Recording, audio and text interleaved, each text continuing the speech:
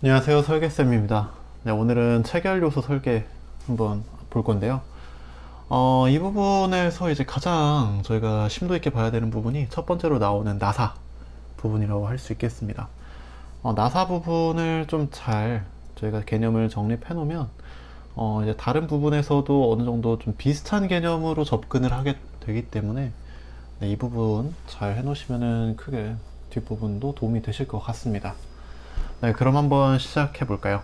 네, 첫 번째로 이제 나사. 네, 별도 3개나 붙어 있죠? 네, 잘 나온다는 얘기입니다. 네, 나사가 뭐냐?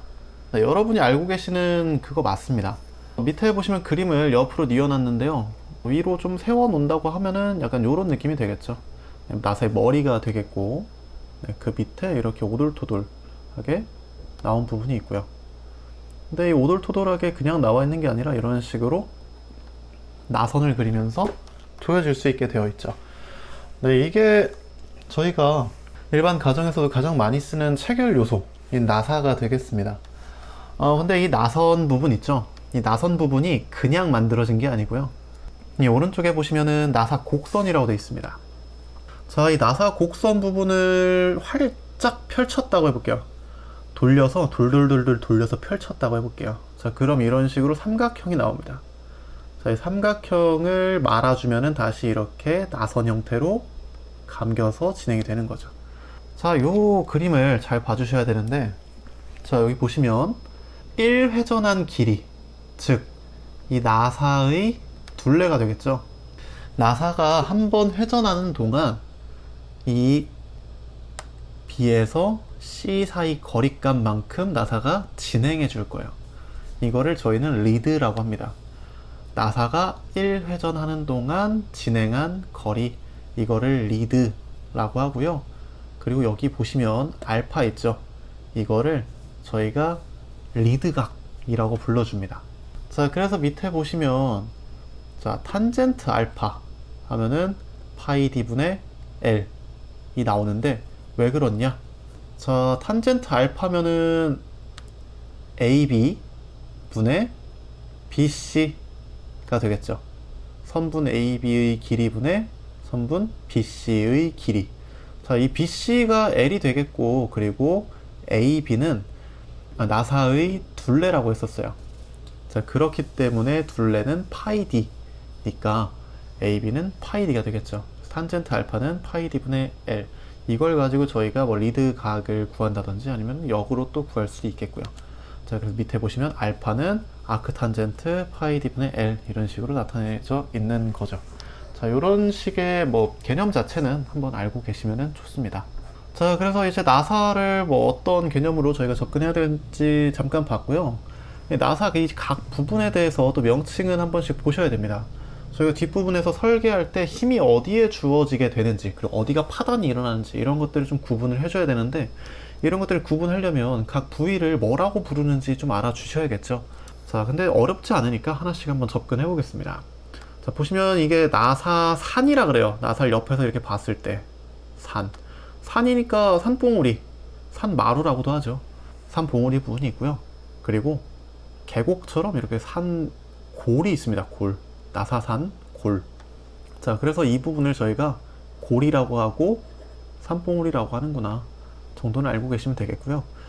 이 골과 골을 이어 놓은 지름, 이게 골지름입니다. 자, 여기서 알고 계셔야 될 부분은 뭐 나사가 예를 들어 파괴된다, 힘이 과하게 주어져서 파괴된다, 뭐 전단이 일어난다 라고 하면 지름이 가장 얇은 부분에서 일어날 가능성이 높아요. 그러니까 파괴는 대부분 골지름 부분에서 일어나게 되니까 파괴에 대한 뭐 그런 걸 계산할 때 이제 골지름 D1 부분이 되겠죠.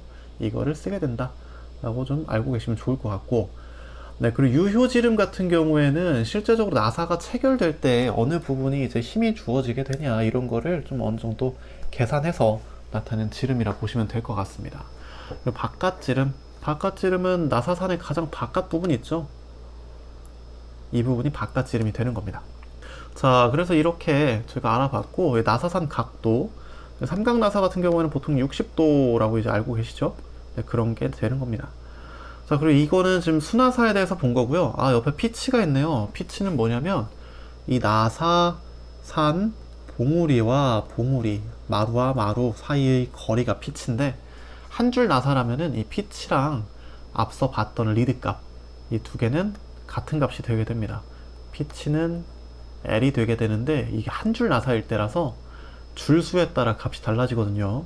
줄수를 저희가 N이라고 하는데, 한 줄이면은 1 곱하기 피치 해서 피치는 L 이렇게 되는 거고, 두 줄이면은 2 곱하기 피치 해서 이 피치가 리드 값이 되고, 뭐 이런 식으로 계산이 되게 됩니다. 자, 오른쪽 보시면 앞나사. 앞나사 같은 경우에는 이제 볼트와 너트 생각하시면 너트가 이제 앞나사가 되겠죠. 자, 그랬을 때, 자, 여기 반대로 바깥 부분이 이제 골밑이 되는 거고, 그리고 튀어나와 있는 이 아랫 부분이 보무리가 되는 거예요. 수나사와 반대 개념이 되는 거겠죠. 그래서 이제 안찌름, 뭐 골찌름, 이 어딘지 이 위치도 잘 봐주시면 되겠습니다. 자, 좀 내려가 볼까요?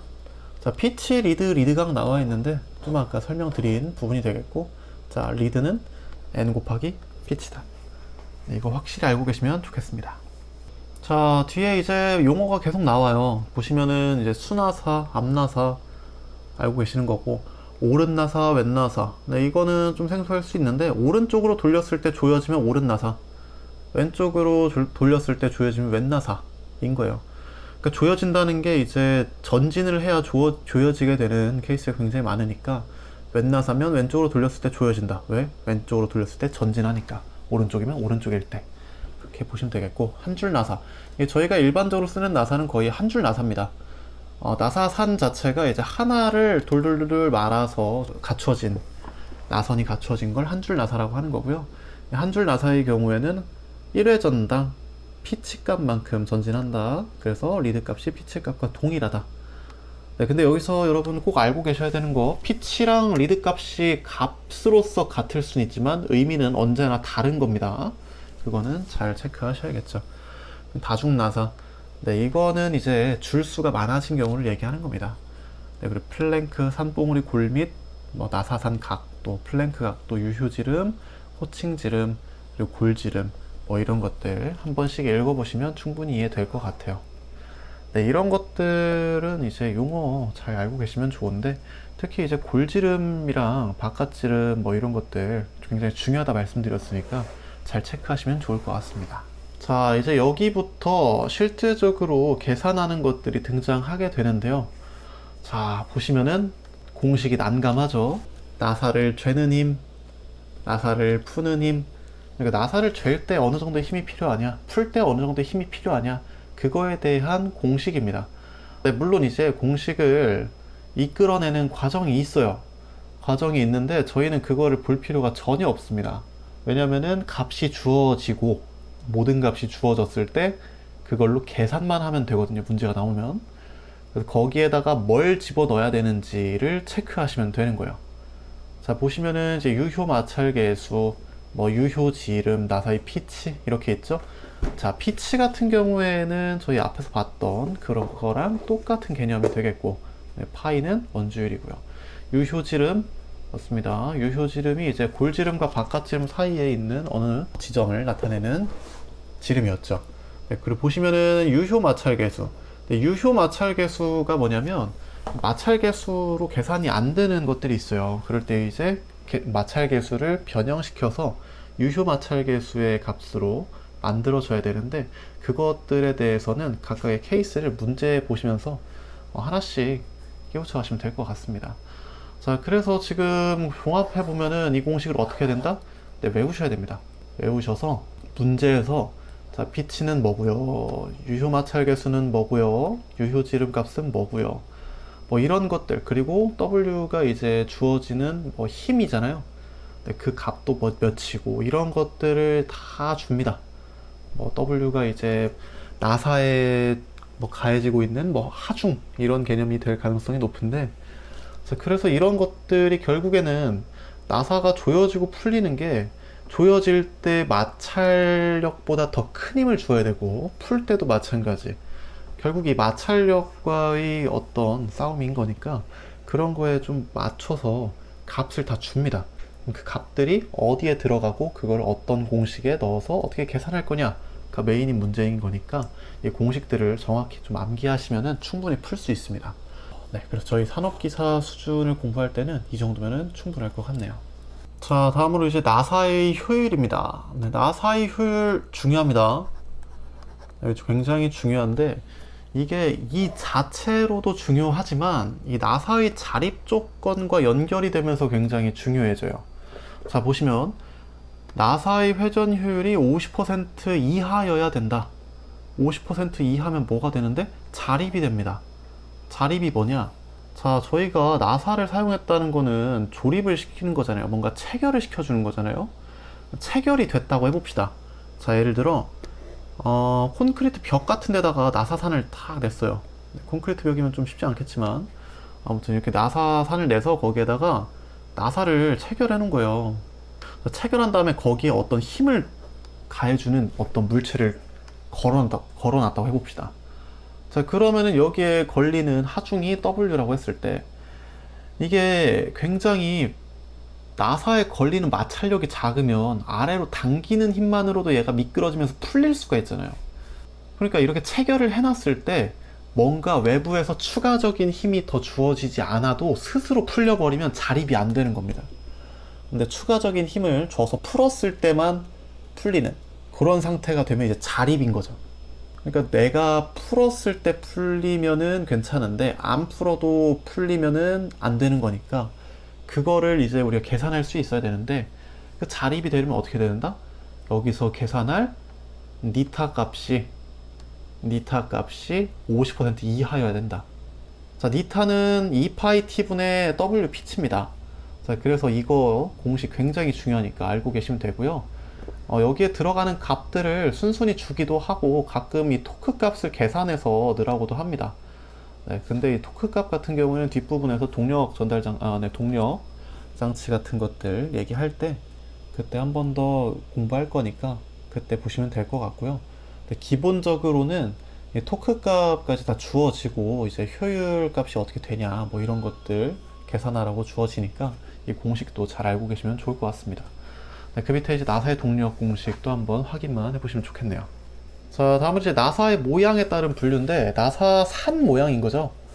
저희가 일반적으로 주변에서 쓰는 거는 삼각 나사예요. 삼각 나사. 옆에서 봤을 때 나사 산이 이렇게 삼각형인 거죠.